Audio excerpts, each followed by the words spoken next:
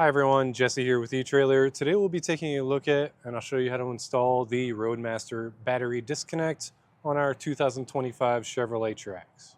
The battery disconnect's one of those really nice, convenient things to have once you get it installed. Instead of pulling a fuse or two or disconnecting your battery, all you'll have to do is push a button on the inside of the vehicle and that will disconnect power to your battery. The kit will come with a solenoid, which is where all the action happens. That's where it will flip power on and off. It'll come with two cables that you'll have to connect to your battery, a ground wire, and then wiring to go into your switch. So we'll hop inside the vehicle and take a look at that. So here's what our switch looks like once it's installed. As you can see, it's a really clean look. It almost looks like it came from factory with that button there. But there are other kits available that involve turning a switch underneath the hood. This is just another step towards a super convenient feature. So I'll just push the button and you might be able to hear that solenoid click off. That means we have no power to the vehicle. And then when I hit it again, it reinstates our power. Really, that's all there is to it. And as far as the installation, it may seem a little overwhelming, but it's really simple. And I'll help walk you through that process if you just keep watching this video. But if you just don't want to install this yourself, maybe you don't have the time, the space, or the tools to do so, feel free to check out our dealer locator.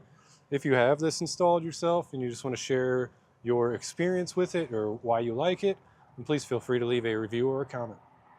To begin our installation, the first thing I did, since there's not a lot of room in our engine bay, is I wanted to find a good mounting point for the solenoid.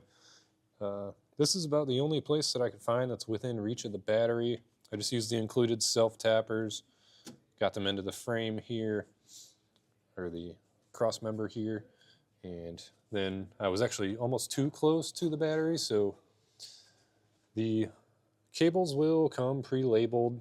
I always like to double check because sometimes these stickers will fall off, but your battery cable one will have a fuse tied into it, so just make sure that you're connecting that correct. So that battery cable, I just kind of tucked it under, and then I routed it up through here. It looks like there may be an optional wiring harness that would run through there. I ran it up through there, and this piece right here, this terminal and this narrow metal piece were connected before. So I just undid the 13mm nut, kind of bent this up just to keep some space between the two cables. And I used the included hardware with the star washers, attach that there. And with our battery post cable, that just connects to our battery terminal there, using that factory 13mm. I also rotated the terminal, again, to create some space between the two. And from there, it's just a matter of grounding it. I've been using this factory ground for all my components. I just crimped on a ring terminal and reinstalled that nut.